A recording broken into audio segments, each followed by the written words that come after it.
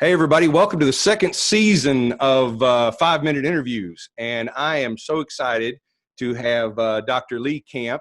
He is professor of theology and ethics at Lipscomb University and the host and creator of the Tokens Show, of which I am a fan. Lee, welcome to 5-Minute Interviews. Thank you, Chris. Great to be with you on 5-Minute Interviews. And hello to everybody there in Arkansas, West Arkansas. Yeah. On the frontier there, yes. We are on the frontier, defending Arkansas from the Oklahoma invasion.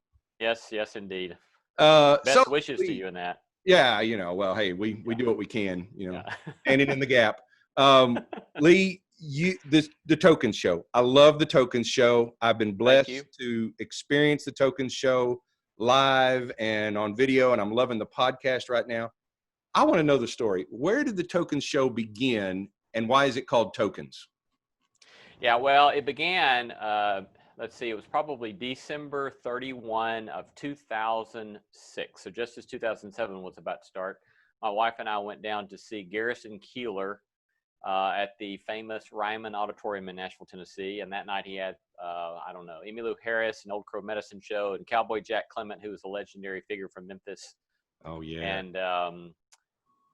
And so we rang in the new year down there at the Ryman with Garrison. And I had been a fan of his for years. But I had so much fun that night. And, I remember we were sitting back under the balcony.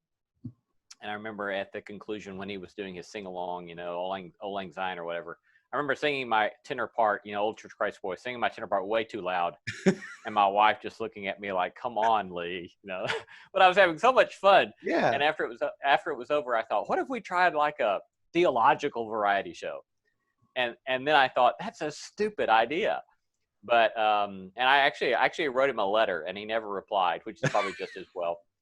But it was one of those ideas that never would let go of me. It kept nagging me. And we were actually in a Sunday school class that year on creativity and Christian faith. And one of my friends was teaching it, who actually he himself had been a CPA, and he had quit his job as a CPA to become a portrait painter. And one of the things he kept saying in this class was, if you have this nagging idea that you're afraid will fail, then you ought to go try it. And so I thought, oh, crap, now I'm going to have to see it. Yeah. So I thought, well, I'll go to the only person I know in the music business and see what he says. And then if he says it's a bad idea, I'll drop it. If he says it's a good idea, then I'll figure out what might be a next step. So I went to the only guy I knew who was actually kind of a big player, and he's become a friend. And these days he's chairman of Sony Records in Nashville. But I pitched him on the idea, and he said, I think it's a great idea. I think you ought to try it. And he actually paid for the first 2 shows. So yeah, we off and running in 2008. So we say it's the world's only long-running theological variety show. That's right. Well, you are lucky that you were in Nashville when you had this nagging idea. I mean, if you wanted music and variety. That's right. Yeah. I mean, we've been very blessed. I brag on people. We actually have a house band that really is one of the best house bands in the country. Say their name. I love their name. Yeah, the Most Outstanding Horeb Mountain Boys. Now, that most outstanding, that's definitely inspired by Keillor's phraseology, yeah? I don't know. Oh. I don't think that was inspired by him. But actually, they originally were the Sinai Mountain Boys. Yeah. And, I got a email after the first or second show from this Jewish bluegrass group up in New York State that said, "Hey, we're the Sinai Mountain Boys. Back off." And so we were, not many people know. Chris, of course, but not many people know that Horeb and Sinai are synonyms, or oh yeah.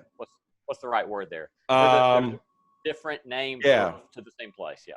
So anyway, they're the Most Outstanding Horeb Mountain Boys. So 2 different dialects, but I love that. Right. There's something about that most outstanding, and I'm always looking for that in all the messages that you send us. There's always something that's like most excellent, most outstanding. I just love that. And, the name of this show was almost, pretty good, most outstanding 5-minute interviews. So as we're slowly winding down the clock here, then why is it called Tokens? Where does that name come from? Yeah. So when I asked like 6 or 8 friends to have a brainstorming session with me about how we might do this kind of show. And one of my friends, who's now a religion professor at Belmont University here in Nashville, he said, William Stringfellow used to talk about, use the word tokens. And he would talk about that our job as theologians is look for tokens of the resurrecting power of God in the world. And so that's the way we treat it, is that this is to show where you're looking for signs of the goodness of God, signs of the power of God, signs of the redemptive power of God in the world. And you can find that all over the place. Yes. Whether they're Christians or not, whether they're believers or not, you can find signs and symptoms of God's good work in the world. So that's kind of how we celebrate the cultural stuff. So it's very much, a lot of people would not see it as Christian, but we see it as Christian because we do theology, but we're also engaging all sorts of non-Christian art, culture, music, and so forth. Yeah.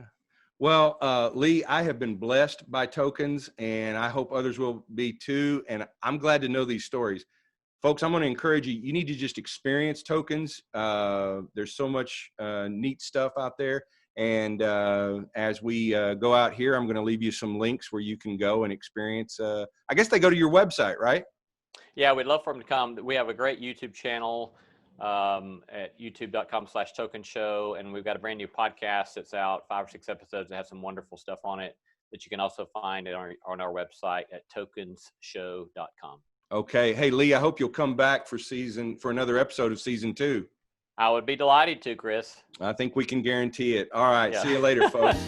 Thanks, all.